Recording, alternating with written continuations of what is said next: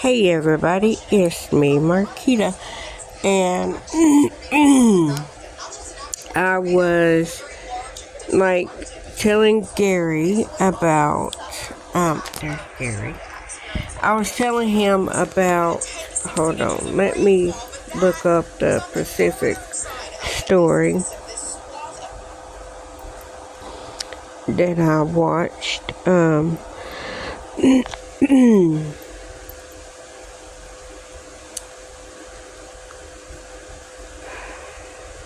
No, not that one. Nope, not that one.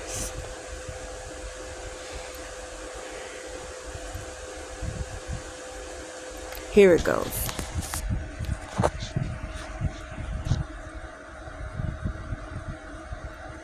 Man said father-in-law refused all of FEMA help because of Trump. Now, what that one was about, let's take everything with a grain of salt. All I'm saying is that's what I was watching. And this man said that his father-in-law is refusing all help. Like he said, he hasn't ate in a couple of days, that, he's still got water on his land, and the man's calling his family, like, can y'all please come? I don't got any food, I don't got any water, I need help. And the man is like everybody's trying to tell him, get the water from FEMA, get the food, because they're going to the man's house, and FEMA's there to help you. And the man said, no, I'm not taking it, because the government's not taking my house. And they're like, no, FEMA's there to help you, get the money, basically leave your house, because if you still got water, on your land, take the food, take the water. And he's like, no, they're not taking my land. But that's because Trump said anybody that gets FEMA help, that the government's going to take their land. And so it made me think of a story that I heard when I was, I'm going to say 8 or 9 in church, of a woman, a flood was coming. I'm thinking that's what it was. But anyways, I'm going to say it like that. That the woman prayed, please God, help me. And a fireman knocked on the door. And he was like, come on. She goes, no. God is going to save me. Then the water came. So she went on the second floor. She then prayed, God, please save me. Then a boat came. And they said, come on. And she said, no. God's going to save me. Then it got bad where she was on her roof, and she said, God, please save me. And a helicopter came, and they said, come on. And she goes, no, God's going to save me. So then she died in the flood. And then when she got to heaven, she said, God, why didn't you save me? And God's like, I sent a fireman. I sent a boat, and I sent a helicopter, and you denied all 3 times. He goes, I sent you help. This is what this makes me think of. And there was a story that I heard last week of somebody saying that it was, where did I see that at? Where did I see that at? Was it somebody said that I don't remember who I was watching, was saying that it was a grandmother and her 2 grandkids. It might have been J.D. Vance that said that. I'm not for sure. Somebody said it. It was saying that that it was a grandmother and her grandkids that were on the roof, and the roof collapsed and they died. It might have been Fox News. I'm not for sure who it was, but they were saying, yeah, and so that made me think of that story, because it was like, I don't know that family. I don't know for that to be true. I'm not trying to spread misinformation. It just made me think, if that's true, let me say that, if it's true, I want to pray for the family and hope that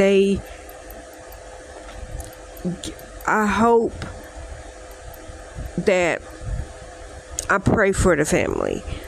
I don't know what to say, because I don't want to say I hope that they, heal from that, because it's like I'm still in the healing process. But I do hope that they heal. My whole point of me saying that was that family, the grandmother and grandkids, if it's true, were they one of the ones that heard that no, the FEMA, the government, is not going to save you during Helena? Or was it one of the unfortunate situations to where that was their only place and they did not know, like they didn't have any place to escape to, like outside people, or they didn't know of shelters or could not get to shelters? Like, I don't know what situation that they was in. Either did they not want to leave because they heard that it wasn't going to be that bad, or they heard that, no, if you leave, like, I don't know. I'm not victim blaming, and I do have the deepest sympathy for that family that lost kids and a grandparent.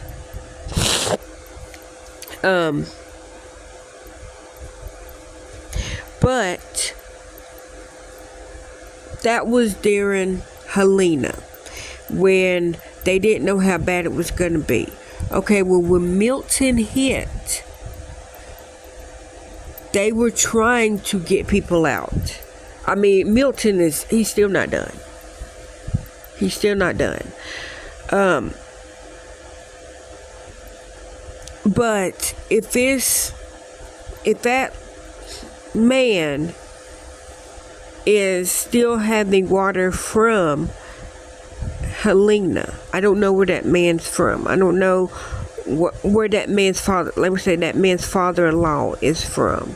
I don't know where he's at. So I don't know. He might have been one of the Georgia people. He might have been one of the South Carolina, one of the North Carolina, one of the, Tennessee up in Newport area. He might have been one of them. He might not be Florida. So I'm only saying that because I don't know where this man is at. I don't know if Milton, I don't know if he's in Florida and in the area where Milton is going to hit, or that is hitting, or is the flood. I don't know.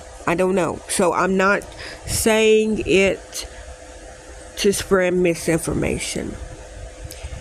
I will link that from MSNBC if y'all want to see it or hear it for yourself. And the desperation in that man's voice, and he's just like, okay, I'm calling it here because all of us, family, is trying to get him to leave. Like, I'm asking now the news, I'm asking everybody to please look, he's not listening to us. Can y'all tell him to go? Like, he might not even listen to y'all. Can y'all get a word over to Fox News? Like, somebody get a word to Trump personally to tell him to get them, like, take the stuff. Like, but they are now in the situation that because all of the Republican, and I'm only saying this because of what was said and it might not even have been this, it might have been in the other one, that they are now in a situation to where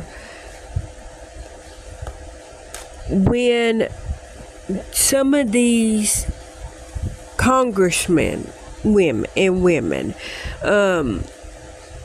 in Senate and all these people, all these representatives of these states of some sort, mayor, senator, whatever, when they were like, oh no, the government and the Harris-Biden, cabinet is doing this and they're not helping you and, and they're against you and they da-da-da-da-da-da. They said all that. And so their people is listening to them. Oh yeah, the Harris and Biden, cabinet is all against us. Okay, but then when this natural disaster hits, they're like, okay, guys, the ones that are that are trying to get it through their people's head. Guys, FEMA's here. Come here. This is how you get help. And And the people are saying no, because the Harris and Biden cabinet is against us. And they're like, no, I'm telling you, no, come and get help. And they're like, no. Literally biting, what is it, Gary? Biting the nose from their face, biting their face from their nose. What is it? How that saying go? Gary? What? They spite their nose from their face. What's that? They spite the nose. Yeah, they're spiting their nose from their face or whatever. It's like there's help. And like I said, me doing my Trumpism, me rambling off, but I'm coming back because I do that. Like I know that my brain does that. I can admit it in real time. So me saying that, there's help out there. This is how you get the help. But because somebody's telling you that there's not no help, and you're praying, please God, send me help. Okay, he sent help, and you're like, no, that's false. Da-da-da-da. And if you started that, if you drowned, if you lose everything when you didn't have to, life or material things, then it's like God is sending you. And I'm not saying that God is, that FEMA is God. That's not what I'm saying. What I'm saying is that story. He sent a fireman. He sent a boat. He sent a helicopter. 3 times he tried to save that woman. And 3 times she turned it down. And then she asked God, why didn't you save me? And God is like, I tried. 3 times. 3 times I tried to save you. 3 times you denied it. That is what I feel like that we're in right now. I bring everything back to Nikolai. I bring everything back to Dathan. Yeah, I went to the Old Testament. I said Dathan. But Dathan only got saved because Joseph painted that woman's door because she was married to Dathan. But even though Dathan is like, yes, I am also. Like, this is all, I am also a Hebrew. But it's because, see, I was about to go racist. But I'm going to go there because it's true. Because Dathan was a light-skinned slave. And I know, and I say that to say, he wasn't the dark-skinned slave that had to work in the cotton field. He was a light-skinned slave that got to work in the house.